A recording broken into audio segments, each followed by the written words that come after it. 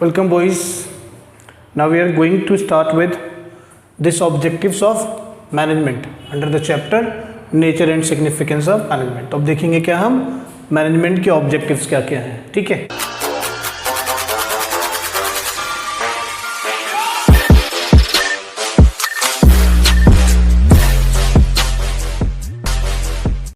तो मैनेजमेंट का पहला ऑब्जेक्टिव हो गया भाई साहब ऑर्गेनाइजेशनल ऑब्जेक्टिव्स, ठीक है, सोशल ऑब्जेक्टिव्स और पर्सनल ऑब्जेक्टिव। तो तीन ऑब्जेक्टिव हो गए, organisational, social and personal. Question कैसा आएगा, आपको केस स्टडी दी होगी, उस केस स्टडी में आपको देना होगा, पूछेगा कि ये जो ऑर्गेनाइजेशन है अपने कौन कौन से ऑब्जेक्टिव्स को सेटिस्फाई कर रही है, कौन कौन से ऑब्जेक्टिव्स को ये पूरा कर रही हैं, वो आपको इस केस में लाइन से बताना है कि वहाँ से लाइन पिक करना है और बताना है आपको कि कौन कौन से ऑब्जेक्टिव्स पूरे किए जा रहे हैं। फाइन, तो उस लाइंस को आप उठाओगे, उस लाइन को लिखोगे और उससे बताओगे कि it implies this particular line implies that organisation is fulfilling. जो भी लाइन होगा उस हिसाब से आप देखेंगे कि कौन सा ऑब्जेक्टिव फुलफिल किया जा रहा है। अब इसको कोर तरीके से यानी इसके कॉन्सेप्ट को, कोर कॉन्सेप्ट को समझते हैं। ऑर्गेनाइजेशनल ऑब्जेक्टिव का मतलब पहले आपको ये समझना है कि ऑर्गेनाइजेशन के कौन कौन से ऑब्जेक्टिव होते हैं। किसी भी ऑर्गेनाइजेशन का ऑब्जेक्टिव होता है सर्वाइवल, प्रॉफिटेबिलिटी एंड ग्रोथ। पहला ऑब्जेक्टिव क्या होगा, सर्वाइव करना, यानी ऑर्गेनाइजेशन चाहेगी कि ऑर्गेनाइजेशन जो है फ्यूचर में एक्सिस्ट करे, सर्वाइव करे। पहला ये उसका ऑब्जेक्टिव होगा। दूसरा होगा प्रॉफिटेबिलिटी, यानी एनफ प्रॉफिट अर्न करे, एडिक्वेट प्रॉफिट अर्न करे, है ना, ताकि ऑर्गेनाइजेशन सर्वाइव कर सके। देखो, अगर हम काम करते हैं और हम प्रॉफिट अर्न नहीं करते तो survival will become decimal percentage of our survival will be there. तो हम सर्वाइव करना हमारे लिए क्या हो जाएगा, मुश्किल हो जाएगा, हम नहीं सर्वाइव कर सकते।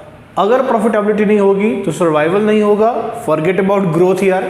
तो तीसरा एस्पेक्ट हमारा ग्रोथ है। अगर तुम सर्वाइव कर रहे हो, एक प्रॉफिट अर्न कर रहे हो, उस प्रॉफिट को सही तरीके से यूज़ कर रहे हो, इस्तेमाल कर रहे हो, तो क्या होगा, तुम ग्रो करोगे, ऑर्गेनाइजेशन तुम्हारा क्या करेगा, ग्रो करेगा। तो किसी भी ऑर्गेनाइजेशन के तीन ऑर्गेनाइजेशनल ऑब्जेक्टिव होते हैं। साथ साथ ऑर्गेनाइजेशन जो है वो पता है आपको कि एलियनेशन में नहीं चलती, सिंगल नहीं चलती, ठीक है, बात समझ में आ रही है। ऑर्गेनाइजेशन जो है वो हमेशा किसी न किसी सोसाइटी या उसके आसपास अराउंड एनवायरनमेंट में ही चलती है, सोलो नहीं चल सकती।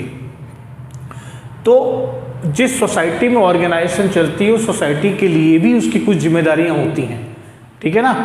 चाहे वो चाहे या वो ना चाहे, वो माने या ना माने, वो कुछ सामाजिक जिम्मेदारियों को पूरा करती है। कौन कौन सी सामाजिक जिम्मेदारियां हैं sir, quality goods, reasonable price, ठीक है ना। अच्छी सामग्री बनाए, वो जो भी गुड्स वो बनाता है वो अच्छा बनाए, क्वालिटी बनाए, क्वालिटी उसकी अच्छी होनी चाहिए और प्राइस भी रीजनेबल हो, हाई प्राइस चार्ज ना करे। जनरेटिंग एम्प्लॉयमेंट अपॉर्चुनिटीज़, ठीक है, अगर आप कहीं पर काम करते हो तो ग्रेजुअली आप क्या करते हो, आपको काम करवाने के लिए बंदे तो चाहिए ना। So you are ensuring that the enough employment opportunities must be generated. Then there the third is community development, यानी जिस समाज में आप रहते हो समाज का कैसे डेवलपमेंट करो। तो कैसे हो सकता है, स्कूल्स कॉलेजेस वगैरह खोल के, नर्सिंग कॉलेजेस खोल के या हॉस्पिटल वगैरह खोल के आप जो है समाज की सेवा करना चाह रहे हो, कम्युनिटी को डेवलप कर, सैनिटेशन वर्क लेकर के, गार्डन वगैरह का, लाइटिंग, ये सब चीज़ें लेकर के आप कम्युनिटी के डेवलपमेंट में हिस्सेदार हो। ये भी एक ऑब्जेक्टिव होता है जो आपको सेटिस्फाई करना होता है, फुलफिल करना होता है। Environment friendly method of production, pollution ना फैलाएं, ज़्यादा पोल्यूशन ना फैलाएं, environment friendly method of production adopt करें जिससे समाज में हेल्थ हैजर्ड्स ना हो, ठीक है। Environment friendly method of production करें जिससे समाज में हेल्थ हैजर्ड्स नहीं हो। तो ये तो हो गए तुम्हारे सोशल ऑब्जेक्टिव। तुमने ऑर्गेनाइजेशनल ऑब्जेक्टिव समझ लिया, तुमने सोशल ऑब्जेक्टिव समझ लिया।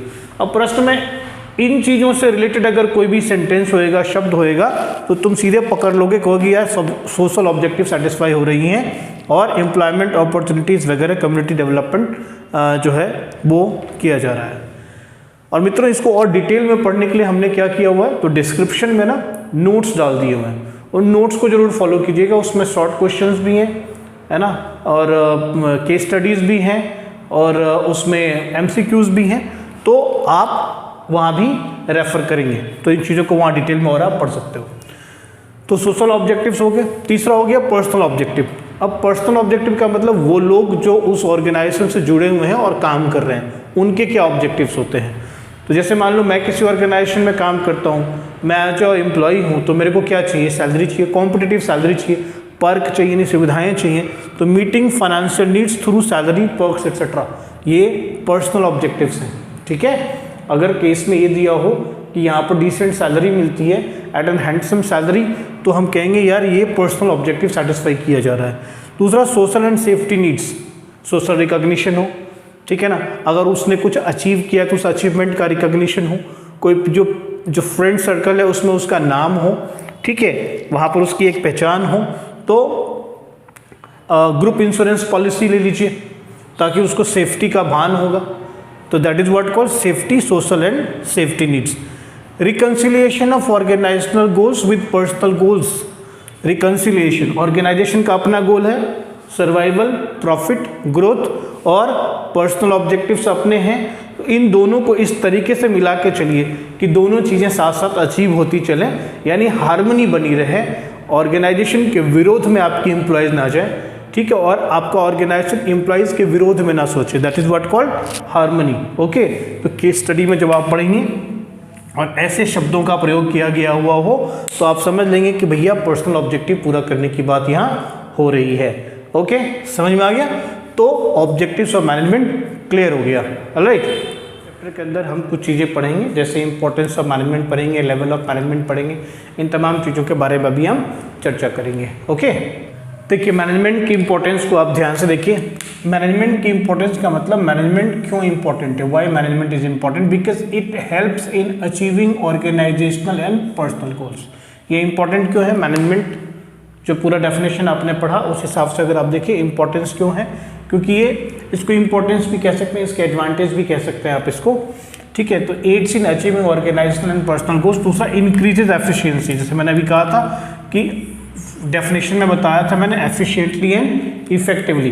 तो उसमें जो फंक्शंस ऑफ मैनेजमेंट बताए थे, कंट्रोलिंग जो फंक्शंस होते हैं उन फंक्शंस के का अप्लाई करके मैनेजमेंट की एफिशिएंसी, ऑर्गेनाइजेशन की एफिशिएंसी क्या हो जाती है, बढ़ जाती है। बार बार अगर हम कंट्रोलिंग मेजर अप्लाई करेंगे कि भाई जैसे हमने बोला था, जैसे प्लान किया था वैसे काम नहीं हुआ, तो क्या होगा, ऑर्गेनाइजेशन में एफिशिएंसी का ग्रोथ होगा, जल्दी जल्दी और सही तरीके से कम कॉस्ट पे काम करेंगे। ऑप्टिमम यूटिलाइजेशन, कहीं ना कहीं एफिशिएंसी का मतलब भी है ऑप्टिमम यूटिलाइजेशन ऑफ रिसोर्सेज, यानी जो भी रिसोर्सेज आपको प्रोवाइडेड हैं उन रिसोर्सेज का मैक्सिमम यूटिलाइजेशन कीजिए, जिसको सस्टेनेबल यूटिलाइजेशन कहते हैं, सस्टेनेबल यूटिलाइजेशन कहते हैं, वैसा यूज़ आप करिए अपने रिसोर्सेज का। तीसरी जो चौथी चीज़ होगी वो होगी क्रिएट्स व्हाट, डायनेमिक ऑर्गेनाइजेशन, यानी शांति से नहीं बैठना यार, चेंजेस को अडॉप्ट करने। डायनेमिक का मतलब चेंजेस को अडॉप्ट करने, डायनेमिक का मतलब जो भी चेंजेस आ रहे हैं ऑर्गेनाइजेशन, जो भी इन्वायरमेंट में चेंजेस आ रहे हैं, चाहे टेक्नोलॉजिकल चेंजेस आ रहे हों, चाहे लीगल चेंजेस आ रहे हों, चाहे वो सोशल चेंजेस आ रहे हों, जो भी चेंजेस आ रहे हों बिजनेस के एनवायरनमेंट में, उन चेंजेस को अडॉप्ट करना, तो उसको हम कहते हैं डायनामिज्म। तो क्रिएट्स डायनेमिक ऑर्गेनाइजेशन और प्रमोट्स डेवलपमेंट ऑफ सोसाइटी। साथ साथ मैंने भी कहा था कि सोसाइटी के डेवलपमेंट के लिए भी काम करना, जैसे सोशल ऑब्जेक्टिव्स जो हमने बताया था आपको, मैनेजमेंट के ऑब्जेक्टिव, सोशल ऑब्जेक्टिव्स, तो वहाँ से इसको आप कोरिलेट कर सकते हो, development of society by means of generating employment, by means of providing quality goods at reasonable prices.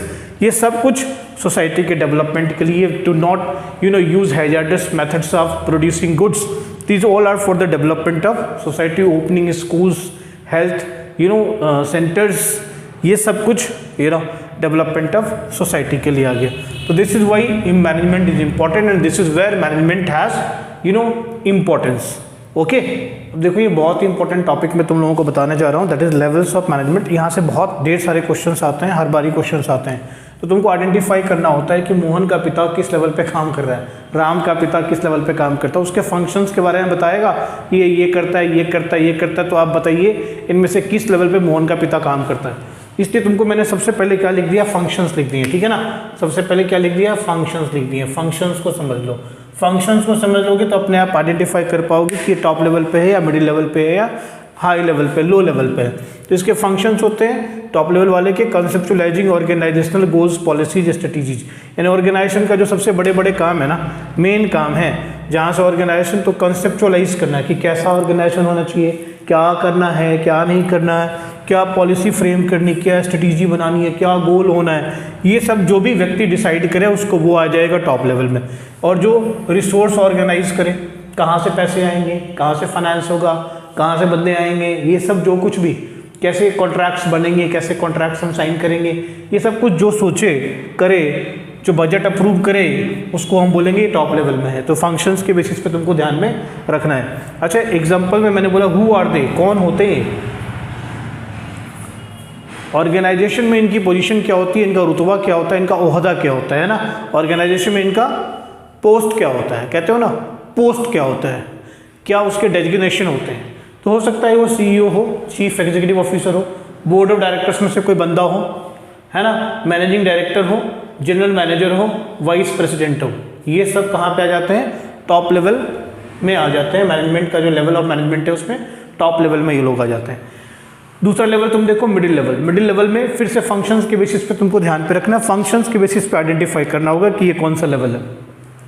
तो जो भी प्लान्स पॉलिसीज टॉप लेवल बनाती है उसको एग्जीक्यूट करने का जिम्मा किसके ऊपर होता है, मिडिल लेवल के ऊपर होता है। तो अगर मोहन के पिता एग्जीक्यूट करते हैं, ये काम करते हैं, तो वो हो जाएगा मोहन के पिता मिडिल लेवल मैनेजमेंट में आ जाएंगे। दूसरा अपॉइंटिंग एम्प्लॉयज। देखो डिफरेंट डिपार्टमेंटल हेड्स होते हैं और उनको उस डिपार्टमेंट में एम्प्लॉयज़ को अपॉइंट करने होते हैं, वो काम भी इन्हीं का होता है, एम्प्लॉयज़ को अपॉइंट करने का।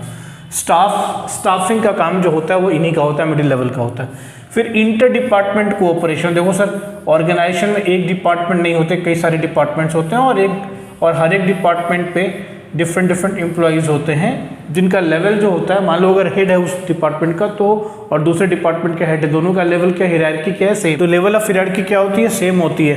तो इसके बीच में क्या होता है, कोऑपरेशन इंश्योर करना, इंश्योरिंग इंटर डिपार्टमेंटल कोऑपरेशन। अब बात करेंगे हु आर दे, कौन होते हैं ये लोग हैं कौन, किनको बोलोगे कि यार अगर पोस्ट की बात हम करें, डेजिग्नेशन की बात करें, ऑर्गेनाइजेशन में क्या करते हैं वो, किस पोस्ट पे काम, तुम्हारे पापा किस पोस्ट पे काम करते हैं रामू, अरे मेरे पापा डिपार्टमेंटल हेड है ना, प्रोडक्शन हेड है, प्रोडक्शन मैनेजर हैं, ठीक है, मेरे पापा सेल्स मैनेजर हैं, मेरे पापा एरिया सेल्स मैनेजर हैं। ये सब लोग कहाँ पे आ जाएंगे, ये सब मिडिल लेवल मैनेजमेंट में आ जाएंगे, ठीक है। उसके बाद लो लेवल को फिर से हमने कहा कि भाई फंक्शंस के बेसिस पे तुम इसको आइडेंटिफाई करो। लो लेवल का जो बंदा होता है, यानी हायरार्की जो लो लेवल मैनेजमेंट की होती है, लो लेवल जो मैनेजर्स होते हैं, लोअर लेवल पे जो मैनेजर्स होते हैं उनका काम क्या होता है, जो भी सजेशंस हैं, फीडबैक है, ग्राउंड पे जो काम हो रहा है उसको यही लोग लुक आफ्टर कर रहे होते हैं। जो एक्चुअल में जहाँ काम एग्जीक्यूट किया जाता है वहाँ पर यही लोग देख रहे होते हैं, तो इन्हीं के देखभाल में ये काम होता है। तो ये यहाँ पर क्या कठिनाइयाँ हो रही हैं, क्या डिफ़िकल्टीज़ हैं, कैसे काम किया जाना चाहिए, क्या क्या आवश्यकताएं हो सकती हैं, क्या क्या नीड्स हो सकती हैं, उन सब बातों का सजेशंस और फीडबैक क्या करता है, टॉप लेवल को ये फॉरवर्ड करता है। और यहाँ पर जो एक्चुअल वर्क फोर्स है वो काम कर रही होती है, तो स्मूथली काम करे, इसके लिए उसके अंदर डिसिप्लिन को इसका काम होता है देखना कि भाई डिसिप्लिन बनाए रखना चाहिए और इसमें जो है हार्मनी बनाए रहनी चाहिए कि इसको सेफ्टी है कि नहीं है, सेफ एनवायरनमेंट है कि नहीं है, जो मोराल है वो हाई रखना है हमको ऑर्गेनाइजेशन में एम्प्लॉयज़ का, वो तमाम चीज़ जो होता है इनका काम करना होता है, बकअप करना होता है अपने एम्प्लॉयज़ को, अपने वर्कर्स को, ठीक है, मोटिवेट करना काम होता है इनका, फाइन। तो ये सब सारे काम इनको देखने होते हैं। और कई बार क्या होता है कि कैसे लोग ऑर्गेनाइजेशन में चाहिए, कैसे लोग ऑर्गेनाइजेशन में चाहिए, इसके बारे में भी यही सजेस्ट करते हैं अपने ऊपर के लेवल को, ठीक है ना, मिडिल लेवल मैनेजमेंट को यही सजेस्ट करते हैं कि हमको इतने बंदों की रिक्वायरमेंट है और उसका स्किल सेट ऐसा होना चाहिए। तो ये भी इनका काम होता है। हु आर दे, कौन है ये कौन है, सुपरवाइजर्स हो सकते हैं, फोरमैन हो सकते हैं, इंस्पेक्टर्स हो सकते हैं, सेक्शन ऑफिसर्स हो सकते हैं, ये लोग इन पदों पर हो सकते हैं ऑर्गेनाइजेशन के अंदर। तो जो भी लोग इन पदों पर ऑर्गेनाइजेशन में, वो कहाँ पर हैं, लो लेवल मैनेजमेंट में हैं। जो लोग डिपार्टमेंटल हेड, सब डिपार्टमेंटल हेड या डिविजनल हेड्स हैं, वो सब किस लेवल पे हैं, मिडिल लेवल पे हैं। जो लोग सीईओ हैं, बोर्ड ऑफ डायरेक्टर्स के मेंबर्स हैं, एमडी हैं, ये सब लोग कहाँ पे हैं, वो सब लोग टॉप लेवल पे हैं, ठीक है। तो ये बात समझ में आ गई, लेवल्स ऑफ मैनेजमेंट, ठीक, very good, thank you very much.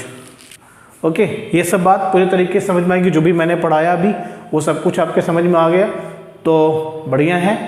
अब ये बात यहीं पर हम लोग समझ में आ गई, सारी बातें समझ में आ गई। अब एक छोटा सा टॉपिक हमारा रह गया है, वो हम अगली क्लास में पढ़ेंगे, ठीक है। So thank you very much and bye for the day. Okay.